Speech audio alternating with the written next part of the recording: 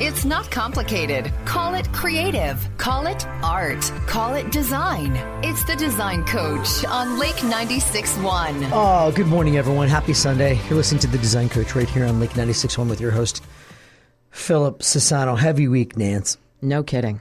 Man. No kidding. Just when you thought it couldn't get any weirder. Yeah. Just when you thought it was already,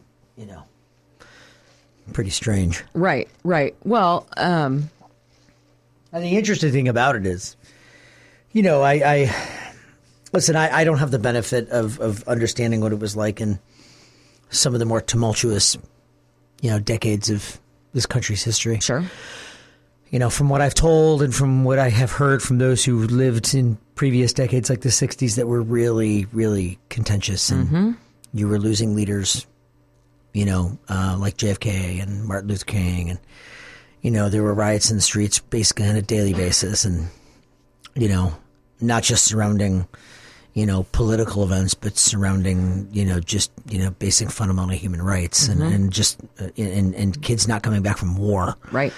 By the thousands in Vietnam. I mean, we have had periods in our history where it's been obviously heavy, and we've also found a way to endure. And so, when I thought about what I wanted the topic for today's show to be, I feel like it's too big of a moment to just blow by, right? It is. And to just talk about something, light, right? And I'm going to promise you that this won't be heavy. I think what this show is going to be is it's going to be from my perspective and from the perspective of, I think, my team, by extension of me and the experience that we're creating for people, in moments like this, what helps, what kinds of things, what kinds of activities, what kinds of pivots help. I think steady, maybe even out, maybe even, I don't know. Uplift or also recharge. That's a good word. Replenish. Right. Maybe most importantly, nourish. And, well, not even most importantly, nourish. I would say most importantly, connect. Nancy, we've talked on, pretty much every show I think that I probably do, we talk about how creativity connects. Yes. And fundamentally at the Design Coach and what I've always ever wanted to do, whether it was 25 plus years ago as a contractor or as an artist, all I ever really wanted to do is kind of share my gift to connect and to have people, appreciate it. Really the goal, now the goal is I want you to love where you live and I want you to create a style that's all your own. But back then, and probably still is today, to a certain extent, the goal was I just wanted to create for others that which they might not be able to create for themselves, and also enjoy doing it with others who wanted to do the same. Right. In essence, it's the offering of a gift. We're not even having those discussions about sharing our gifts. We're more obsessed with being right. Absolutely. And we're more obsessed with making our point, and we're more obsessed with feeling like we're being seen and heard without ever listening. That's really a tricky place to be. You want to be seen, you want to be heard, but you don't want to listen, because the listening is how you see and hear other people. So you want to be seen and you want to be heard, but you don't want to give that gift to other people. And that really, in essence, is right now what I'm going to call the wall. It's just the wall. Can I just say that one of the things that is, it's so uncanny that you say listen, because this show is nothing but listening. If you can't do your job and you can't accomplish your goals and you can't make your client happy and you can't, and I mean can't, do any of the things that you have set out to do in your life and in your career without listening. And if you relate that back to the unbelievably tragic event that happened last week, the one thing that if you know nothing else about Charlie Kirk, he was a listener. And if you don't believe me, you go watch 15 seconds of any video that is out there of him. And when someone else came up and got that microphone, he would set his down. Well, and because he was listening. He was actively listening. He was listening. And Nancy, you bring that up because it's like if you follow the trail back of this political violence that we find ourselves in, this very strange period. Mm-hmm. And again, I want to make sure that we move to the lift in the show, but I will. You set the stage very, very poignantly there. This entire wall that we've built up in the space of, I want what I want. I want to be seen the way that I want to be seen, but I don't have to listen or see you or appreciate you. That one-sided conversation is what I have found has led to so many problems. Right. And last week's show was actually very, the timing on it was uncanny. Right. And if you haven't listened to it, it was sort of the crux of the show is get over yourself. Yeah. Which is how you are your own worst enemy in collaboration because you get in the way. If you think about the ability for the indifference that exists out there in so many ways to not raise red flags or to not ask the follow-up question or to not see people hurting earlier, to be able to have really robust discussions at a younger age. Look at the age of these people who are committing the violence. Right. Right. These are not disgruntled 55-year-olds. Right. No. These are what I would consider young adults and kids. Absolutely. I think that to me, that's the tragedy, right? Like the tragedy is who's not watching out for them, who is not coaching them, who is not teaching them, who is just turning a blind eye, who is not getting them early enough to say you matter. And yes, your opinions matter. But this person's opinion matters also, and how to work out that difference early. Right.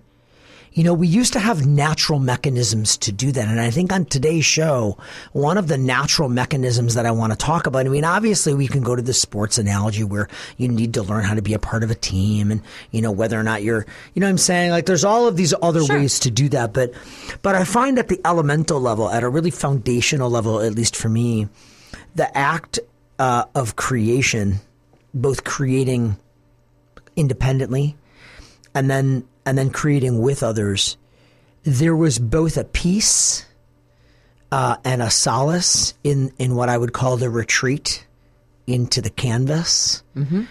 And for some people, that canvas can look like music, that canvas can look like a reading, that canvas can look like a hobby. Sure. By canvas, I use that in a very generalized term to describe kind of whatever you're into and whatever picture or a gift you're trying to share. And even if that gift is something that you're just trying to share with yourself. Yeah. Just because you enjoy doing it. Right. There's that piece of it is, when you turn inward just to sort of center, which I think we're in this moment where I think a lot of people are really trying to figure out how to do that. I think there's a lot of people out there how do you process this, right? How do you process it? And then how do you process it to then maybe affect change and heal, right? Probably heal first, then affect change, which we'll get into. So there's the internal piece, right, which just makes you kind of want to cocoon. Yeah. And there were a lot of people who just were speechless after the series of events over the past month. Honestly, it just feels like what used to be an isolated incident, now the cadence is significantly increased. For me, in addition to the events that you referenced with Charlie Kirk, you had the stabbing on the train, which was just, oh my gosh. And then additionally on that, then you had the kids who got shot up at the church, and it was just like. And while the Charlie Kirk thing was going on, there was another school shooting in Colorado that we never even heard about. And here's the thing: it's like we're going in, and we're speaking about this in circles. And on today's show, I don't want to do that. Nope. Like on today's show, I don't want to go to gun control. I don't want, like right now, I know, there's all these important topics about mental health, and all of that is really important. And I certainly don't want to make this political. It's not where this is going. Nope. because where this ends up going is how do we break down the wall? And what are the active mechanisms that we can do, both individually and collectively, to help begin to break those walls down? And in my world, the only, the one constant in my life since I as early as I can remember is I had creativity. I had the ability to create the world that I knew maybe I was afraid of, or maybe scared me, or I didn't like at a very young age, or maybe probably more I didn't understand. Right. To then work out my understanding on paper. And I remember doing that at like such a young age that I just knew that when I was able to even sometimes just offer the expression, and I didn't even need to run up to anybody and get credit for it. I was just trying to work stuff out. And maybe I didn't have the words. Maybe I obviously didn't have the thoughts when I was like really young. Sure. But I knew that it was helpful to just be in a space that allows your mind to begin to process. And I think, we have that innocence of being able to layer in the complex, sort of like the more complex and more messy parts of life. Now it comes at our kids way too early, way too fast. And we're not realizing they just do not have the ability to process it. No. But we do it anyway. We do it anyway because we have this sometimes misunderstanding that it's like, learning has to be layered. Now you can't crash course this stuff in middle school, right? You've got to have better mechanisms as you begin to sort of talk about when life gets more complex for you, how to have those coping mechanisms. And for me, it was always creativity. And the reason I bring this to the forefront is because, if anyone knows anything about this show, it's never been about art only. Like, it's not about like the fact that you need to be an artist or you need to be a musician or you need to have some sort of artistic inclination. It's about that you needed to be able to critically think and problem solve and try to come up with a solution. And what we've done is we've matrixed everything to make it so check the box and rubriced that we've absolutely lost what I'm going to call the free play that needs to exist creatively to begin to absorb and take in parts of our more complex world to make it make sense. We're not giving ourselves any time to process. And we're certainly not talking about the tools to cope and to layer the learning. When we come back from the break, I want to talk about the lift. I want to talk about the lift that creating not only for yourself, but that creating with others gives. And I want to talk about the power of building something instead of the destruction. Let's build something on today's show. You're listening to The Design Coach right here on Lake 96.1. Oh, Nancy, welcome back. Trying to push the right buttons. Anyway, welcome back, everyone. You're listening to The Design Coach right here on Lake 96.1 with your host, Philip Sassano. Also available on Spotify. Listen, if you didn't catch last week's show, I feel like last week was a nice kicker. Yeah, it was.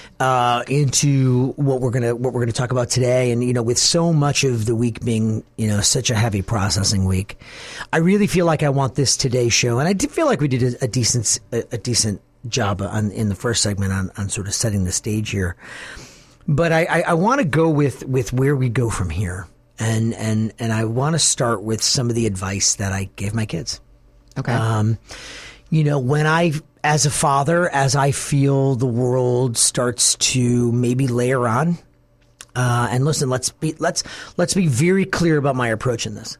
My approach in this is not political in this moment. My approach in this is not any of that. My approach in this is how do we do right by our children and by our young adults by layering on learning in a healthy, respectful, kind way so that they can break down the walls that everybody wants us to put up.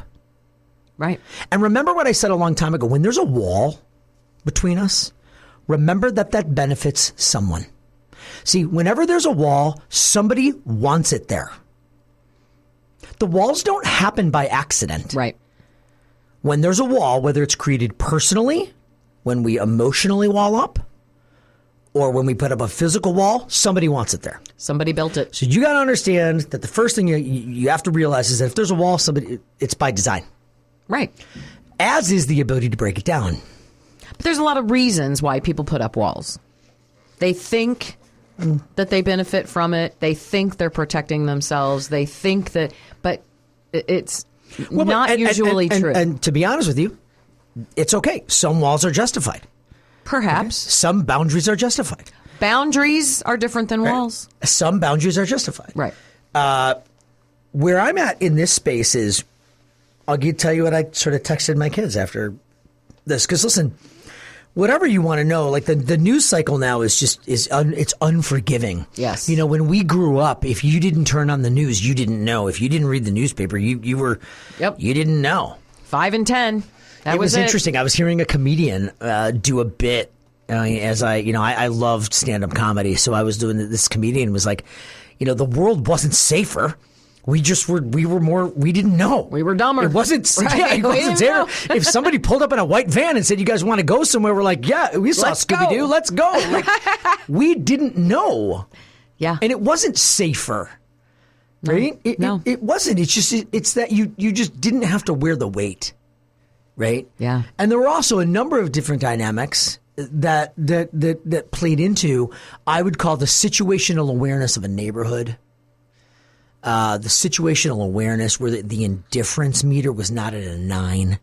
Like, in other words, I don't want to get involved because I'm afraid, or I don't want to get involved because I don't want to get criticized. None of my business. I don't want to get involved because it's none of my business. Right. And that's how you get some of the crazy stuff that has been going on is indifference. Mm-hmm.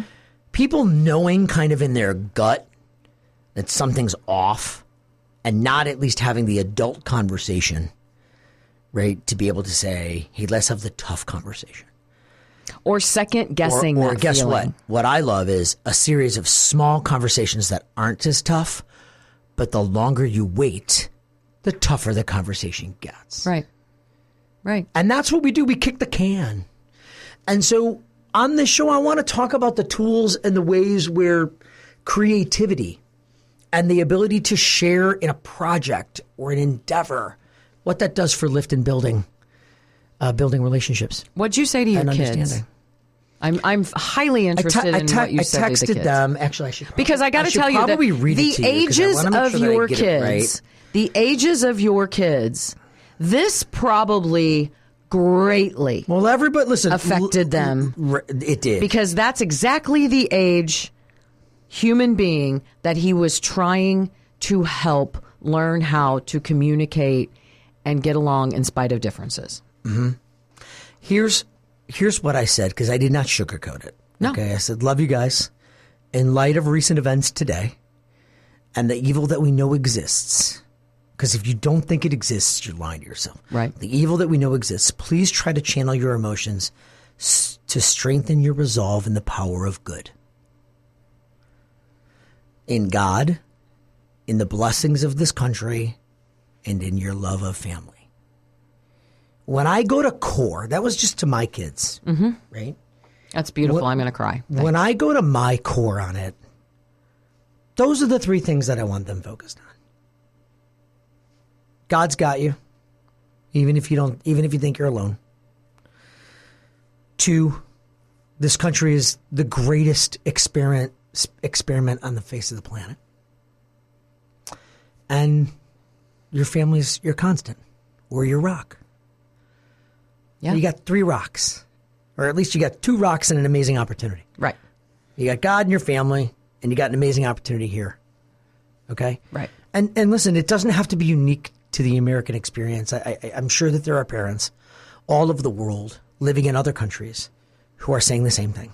For sure. You are so blessed to live in Italy. You are so yeah. I'm just saying, like, that's what you do, Nancy. What you do is you try to let your people in your life know it's going to be okay, because it's constant. And there are constants. Love is a constant. And for me, the expression of that love, like my love language is creativity. Right. You know, it's the ability to build things and see things and then bring them to life and then inspire others to help me do it and then convince others to let me do it, right? Like, if you think about all of the things that are involved in that, it all comes from and emanates from that spark of love, share, and creativity. Yes. Which was a gift to me. Like, it was just, it's what I got. Like, that's my gift. Right. There's other things I don't have. Lots of other things I don't have. Right. I both marry and staff to all the other gifts I don't have. Yeah. Okay? Because I know that with my gift and their gifts, the combination and the collective power of that love and those gifts does big things. And does big things to make people happy. Well, but to then inspire them to contribute with their gift. Right. Pay it forward. Because listen, sometimes my client's gift is the opportunity that they provide. Sure. Not their level of collaboration or not their level of input in the design or in what we're trying to create. It's just the foundation. Like, I have the means to do this. I think what your vision is beautiful. Can you help me create it? I this is my contribution. And where that is almost like cosmic kind of fission, you know, like that where it just kind of keeps perpetuating, right? Is that when someone gets vulnerable enough to share their gift and then legitimately wants to partner with someone else who's vulnerable enough to share theirs, and then find really interesting connection points on exactly how we're able to partner in the first phase, second phase, third phase, whatever it is during the project, all of a sudden there is a gravity there. I have seen it. I am living it. That when you create something of interest and say, get in it with me, it's built the right way for the right reasons, there's a natural human gravity, right, that's drawn to that. Right. And I think that, I do think that in a lot of ways, Charlie Kirk embodied that. Like, it was only about dialogue for him. Right. It wasn't about hiding who he was. It wasn't really about convincing anybody. It was just like, hey, this is me. I'll hear you. You hear me. Right. And that sometimes that tumultuous and sometimes the tension that is in there is actually the gift, right? The gift is that we're able to try to figure out, and I say this all the time, we're able to use our messy words to find a way to create beautiful things. Right. And we're able to use our messy selves and our flawed selves to do beautiful things because we do them with other people. But it starts with this understanding that the ability to create together, and it doesn't matter what that is. It can be at your kitchen island. It can be creating a meal. It can be it can be doing a project, writing a song. It could be creating an experience. It could be a vacation. Right. It could be an experience that you're crafting together. Whatever it is, where you're trying to find a commonality in the joy of sharing and giving. What's in you. Yes. Everybody has it. Everybody has something. And I think that's the tragedy. Right. That at some point, these people who committed these horrible acts weren't that way. Right. Right. They lost They didn't it, come out of the forgot womb. it. They didn't come out of the womb with a rifle. No. Okay? So at some point, there was a moment or a series of moments where somebody was not encouraging them to give the gift. Share the gift. And if they wanted to be seen, they needed to understand that the human contract is then you have to see others. There's the wall. I'm going to tell you right now, I don't really care who built the wall. I don't really care why it's there. All I'm going to tell you is I will tell you that creativity tears it down. Sure. 100%. And it makes it almost evaporate. Because what's interesting is the moments that I have and that I've been blessed to have over 25 years, where even the most hardcore, I don't know, like, let's just say battle-tested contractor, is really skeptical of who I am and what I'm trying to do, and Right. You know, like, I mean, I'm already an anomaly. I've called myself an acquired taste. I liken myself to bourbon. I am distilled, and I can burn, but there's a lot of flavor going on if you try to enjoy it. You have a lot of fun later. Not vodka. Right. Yeah. I can pack a punch, right? And so in that is then I've had to learn over time, Nancy, that because words can be impactful and because words can cut, I've had to find a way to not only find a way to curate that and tactfully hone that skill. And I've used humor as the delivery mechanism at times to sort of get my point across. It's almost like, oh, I just laughed at that, but did he insult me? Oops. Wait a minute. Sometimes there's a little bit of that in my delivery. Well, yeah. But that also comes from some of my upbringing. Oh, sure. You know, there's very much a healthy sarcasm. Sarcasm was the word. Yeah, and it's not. But sarcasm isn't meant. You know, some people are like, sarcasm is just like veiled insecurity, and it's like, no. Sometimes it's legitimately ironic and funny. Yeah. And we know, and you know, I will say both of my daughters have this. They have this. I mean, my son has it too, but my daughters ratchet it up. Mm-hmm. They know when they're being shock jocks. They know when they're saying something that's just so hyperbolic, and they're doing it a little bit tongue in cheek. Sure. Right. You know, there's always a percentage of it that's like, you know, because they're testing the boundaries of that communication, like I was when I was their age. And I've recognized that, and so I never really looked at the words, and I let the words hurt. What I was looking for was the intent behind them. And so when we talk about, and we're going to talk about this in the next segment, because if we're to expound on our conversation about how creativity connects, breaks down walls, and actually gets us talking about the things that unite us and not the things that divide us, although we can talk about both. I think that there are common threads that we need to explore on the show, both internally and externally. And we're going to talk about that when we come back from the break. Stay with us. You're listening to The Design Coach right here on Lake 96.1. Welcome back, everybody. Big sigh. You're listening to The Design Coach right here on Lake 96.1 with your host, Philip Sassano. We're exploring this topic that I think is it's really important to me right now, because I feel like it's even to this day, all of people are asking me, like, you know, through all of the things, because listen, I got stuff happening in my life right now too. Yeah. You know, which I won't talk about, but I've got stuff going on where, you know, heavy stuff, and I've got, you know, and what's helping is people are like, well, how can you work? You know, how are you working? How are you navigating? I'm like, what I do for a living nourishes me.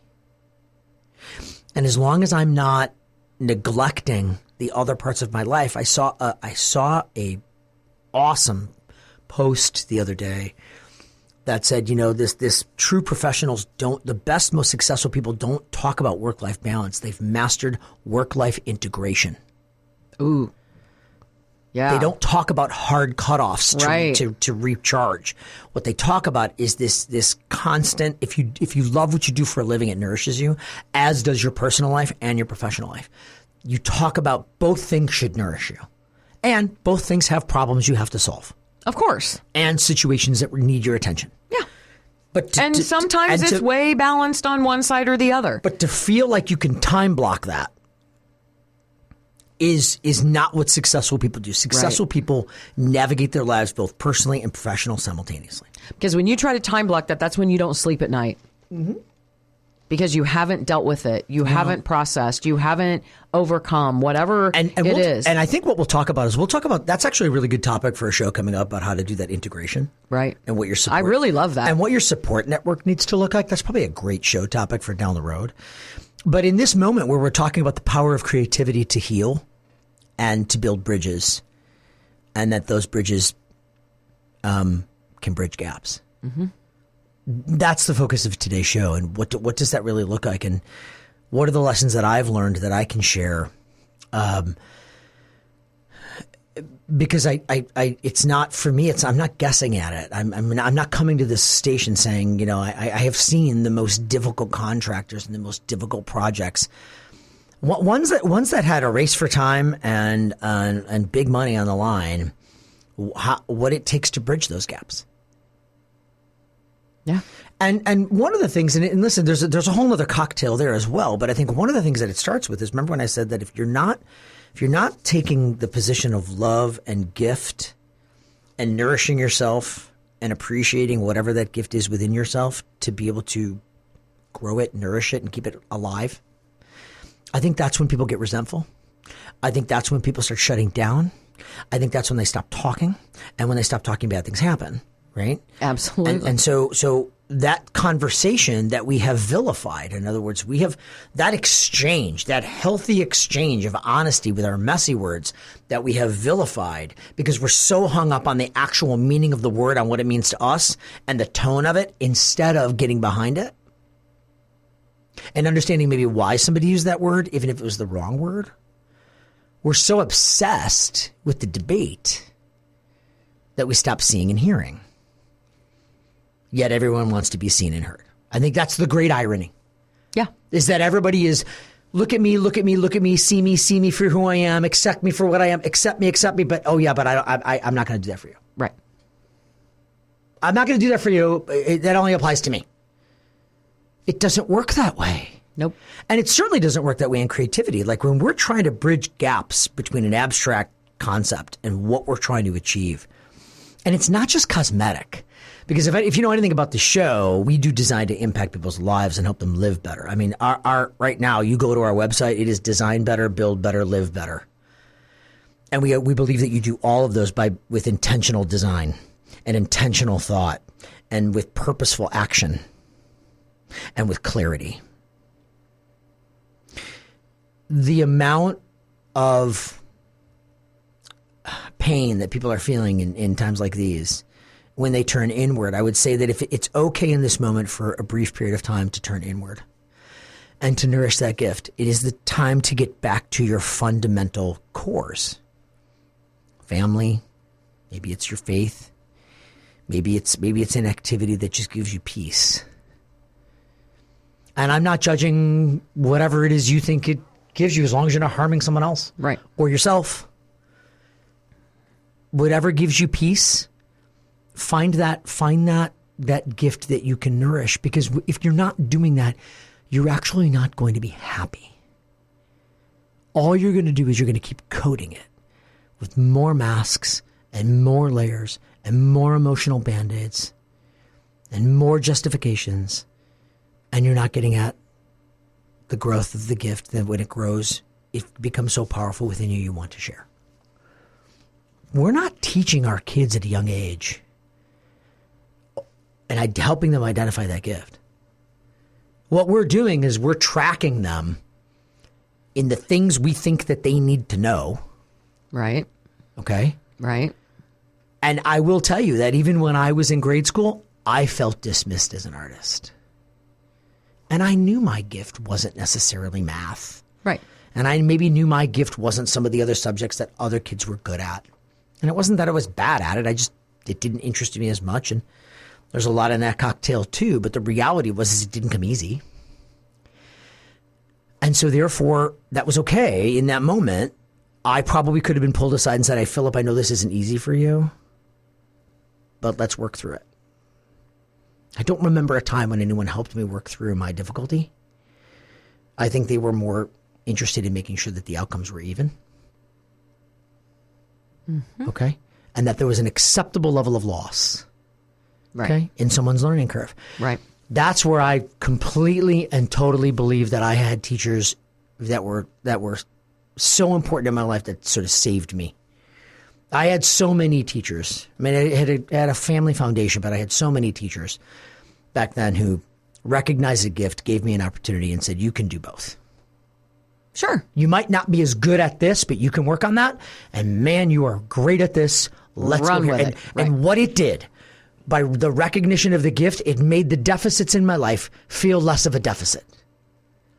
It made it feel like I could work on both. And in a way, so much of what I do creatively now and what I see my team working on and what I see teams working on a national level, as I see them problem solving together, and it elevates everyone. And the most important thing is it bonds everyone.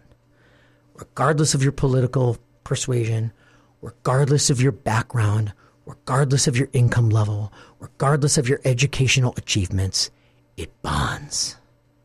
It bonds. Because everybody has a gift somebody else doesn't have. The trick is finding out where that's valued. And it starts with valuing it in yourself. That's exactly what I was going to say. We are so hung up on you must do this, you must achieve this, you must do this, that we have lost the ability or the commitment, maybe, to make sure that our young people know that, yeah, there's a few things that you must do. You must learn how to read. You must learn how to do certain things. But you can do this. You have permission to do this. It sounds to me like that's what happened to you when those teachers came and said, okay, you can work on this, but man, run with this. You were given the okay. You had big people telling little people that, you are going to be held accountable for learning these basics or making sure you accomplish this because we understand we're older than you and we know you need these things in life, communication skills and, again, reading and some of those things. But this is what we see in you. This is the bright light. And it's okay to shine that light as much as you need to and wherever you need to. And when what we do and what we've been doing, which is this degradation of communities that are different than ours, and we vilify them, you make people ashamed of the light that might help theirs shine brighter. Right. You deny them that. Okay? Now, where I come from, that sort of make you feel less than, okay? Is not good. No. It's not the force of good. Well, it's not the force of good anywhere. No, but it's the other force. The force of oppression, the force of sometimes the really, really significant evil that it can metastasize into. Right.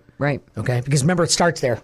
It starts with just keeping you quiet. Then from keeping you quiet, it goes to something really dark. And I think in this country, we're trying to avoid that right now. I think we're at a precipice. If we don't find a more creative way to communicate, we have a big problem. Yeah. I am here to tell you that it's okay in the moment, and please just listen, especially to anyone listening who's younger. Turn inward and find that gift. And if you're having trouble finding it, talk to somebody about it. Talk to somebody about it. Because there is going to be somebody out there who loves you, who will help you articulate it. Yeah.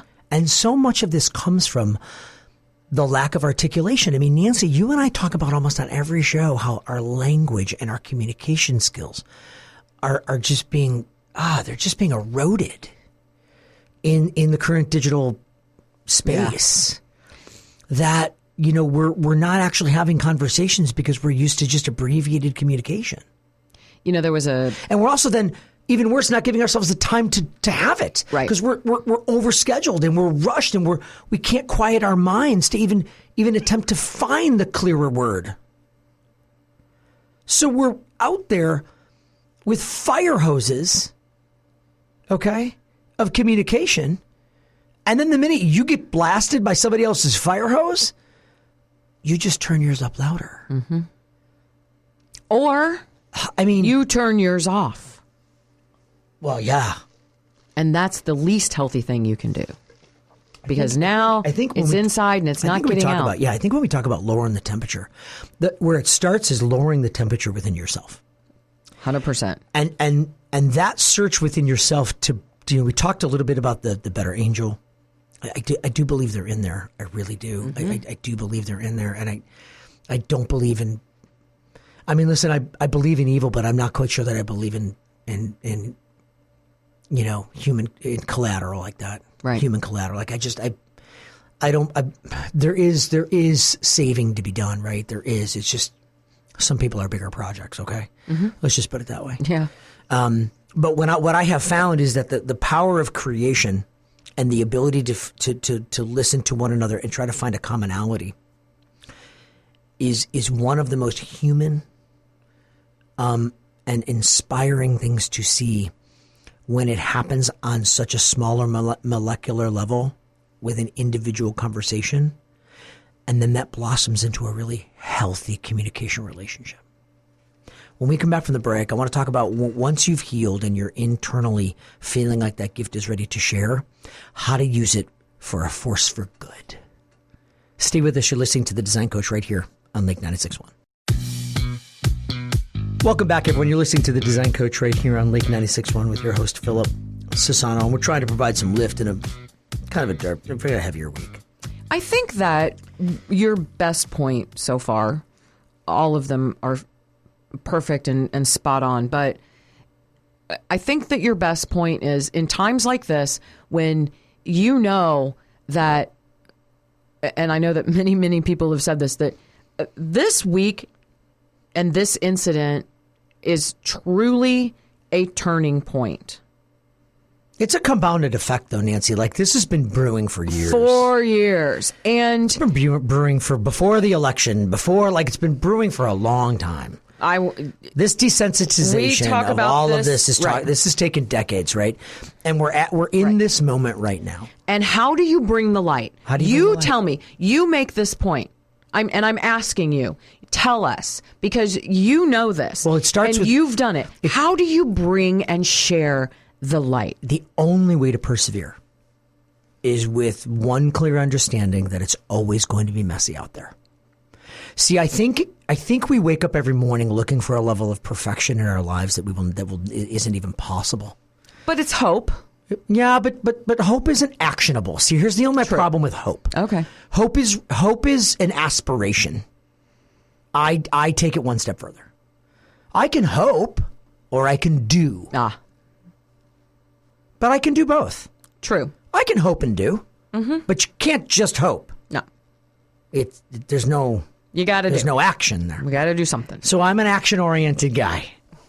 So the first thing when you ask how do you bring the light? The first thing you do is you do. You do something with your gift. You do something. And often we don't even really know. We're in such we're so jumbled in so many ways that are all geared towards comfort and convenience that we've almost made sharing the gift feel like an inconvenience. Okay? Like, I got to go out of my way, quote unquote, outside of my comfort zone or outside of my schedule, or I don't have time. And I think the first thing that it starts with is waking up every day, understanding that if you have a very clear purpose, and I know mine, mine is to use my gift of creation and creating to inspire people to create things that they might not be able to create individually, or to inspire them to do just that, create them on their own. But what do you do if you don't know? It's exactly. Okay, but then you have the discussion to do the journey and search. Like, I believe that that's a cop-out. Okay. I don't believe people don't know. I believe enough people have told you that it's not a gift. See, it's my contention that it's just been depressed, covered up, unrealized. Somebody talked you out of it. Or ignored. Right. And then I think inherently when we're at a certain age, we're like, oh, that's my thing. Everybody has that it's my thing moment. It comes at a different age. It's early. Right. I was fortunate enough to stay the course with mine. I had supportive parents. I had a great support network. Said, okay, remember, this is the life you've chosen artistically. This is not going to be easy. You're going to have to find a way to turn that artistic mindset into something that you can monetize, into something that you can share, into something that is true to you. Whenever I have strayed from that creative impulse to just make something that I'm touching more beautiful and functional than yesterday, whenever I've strayed from that, today I'm going to make something better. Today I'm going to fix something. Today I'm going to create something. When I have had that as my mission, when I've strayed from that, that's when I get depressed. That's when I stray. It's when I've gotten away from my gift. Right. So the first thing that you asked me is, how do you help people do it? You have to find it. Once you found that, it is imperative that you share it. And that is the piece that is the trick that we're going to talk about in segment 4. Because what happens is sometimes that gift that you want to share isn't valued in your sphere. That is so sad. That in your work, the gift that you naturally bring you can't share it, right? Or it's not valued. Or in your family, that it's not valued. The gift, okay? And I don't mean the skill, okay? I'm talking about the offering that you're giving where you're literally trying to connect and teach and coach, not the one where you're doing for someone. Okay? Well, I'm good at this, just let me do it. No. That's not the gift. Okay? That's the skill. Right. The gift is something that you can offer that maybe somebody can take a piece of and enhance theirs. It could be encouragement. It could be love. It could be patience. See, it's built on the virtues. Right. It's built on good. See, Nancy, the share is built on good. So if your intent every day is to build on good, be very careful of people who wake up in the morning and aren't built on good. Negativity is a very, very, very powerful thing. So I watch that very carefully in my world. My level of negativity, I watch. Mm-hmm. And most importantly, I watch it in myself. That's where last week's show was very poignant. That's where when I realize I get in my own way, because my negativity keeps me from the optimism that naturally breeds an open look at possibilities and connection. Yeah. How do I do it, Nancy? How do I do it every day? I don't do it well every day. I try to do it to the best of my God-given ability. And some days I think I'm pretty good at it. And some days I feel like I was really bad. Right. Okay. Right. But I find that on the days I'm really bad, it's because I strayed from the true purpose and the simplicity of, hey, I'm just trying to share this with you. I hope you find some of it useful and helpful, but I'm actually offering it to you so that you can then find your gift and give me your gift. Like, what's your gift? Right. Right. You know? Like, and that's when the relationship becomes easy, when there's this vulnerable exchange of I'm offering my gift and listen, my gift isn't always accepted. Right. It gets slapped down, it gets batted around, it gets taken advantage of. Like, it happens. But that doesn't keep me from giving it. Because then you just stop communicating. And so this power of the creative, this is why I talk so much about collaboration and the dynamics that kill it and depress it, is because all that does is that keeps people from sharing their gifts. If we were just obsessed with understanding that we can complete each other with the collective gifts that are flying around out there in all of us, and that if everybody brings an offering to this table in whatever it is we're trying to create together, when you do that, there's an inherent bond. I mean, Nancy, we've been doing the show. I mean, I didn't know you before I did this show. No. But we get the chance to do the show for 10 years plus running. And I think we're probably even better at connecting now than we were when we first did it. Of course. Why? Because every day, every week, we get to get on the show and we get to try to connect on what is your point of view, what is my point of view. And Nancy, you might not agree with everything I say to the fullest extent that I do, and vice versa. That doesn't matter. No. What doesn't matter is you see me, you hear me, I see you, you see me, right? And we have an exchange. But we also have a unique situation where we are sitting in a room with no distractions, nobody else. But we intentionally created the time and space. Exactly. And so what everyone's getting to hear on this radio is a relationship of communication, right? Mm-hmm. That I think I would love everybody to try to strive for, but it doesn't begin from debate. Okay, debate starts with the understanding that somebody wins. So let's not. Debate and communication are different. Very different. Okay? Yes, I agree. We need healthy debate. All that means is good communication. Right. Now, I will tell you, I'm not going to toot our own horn, but ethnic families know this. Yep. Italian families know this. We speak very honestly. We speak very bluntly. And then at the same time, we raise a glass and we hug it out. And that's what I was going to say, but then you move on. Well, we move on because you understand that you have to be able to express yourself in that way and use your messy words, right? In order for there to be this really honest exchange that leads to some sort of common ground. And the fact we feared that. And it used to be, if you can't say anything nice, don't say anything at all, right? That used to be the moniker, which right. I get it. That's not healthy either. No. Okay, because sometimes people do need to be tactfully reminded of. They need to be held accountable. Yeah, I think there's a lot in there. Right. But I think, but I think the other side of it now is because we become so indifferent, we don't want to say anything at all because we don't want to be judged. See, we're afraid of so many things. We are living in defense. We're living on defense. Mm-hmm. And so you ask me how you do it every day. You got to get up on offense every day. Right. Every day you got to get up on offense. And I'm not saying you need to be running around and recklessly sharing your gift. Right. Or forcing. But I have seen that done, and I have done that too. I have done it where I've shared my gift to people who were never going to appreciate it, and then had that response, why don't you like that? Right. And then you over-try, okay? We've all over-tried with people we're never going to win over. Right. It just means that maybe my gift wasn't the right gift. Did you know that Coca-Cola did this experiment on colleges recently where they did twist caps?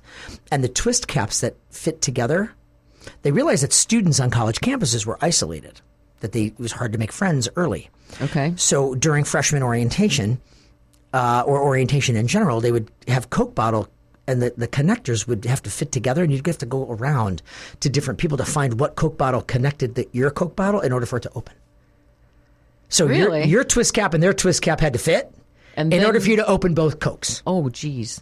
And it forced communication. Right. It forced introduction.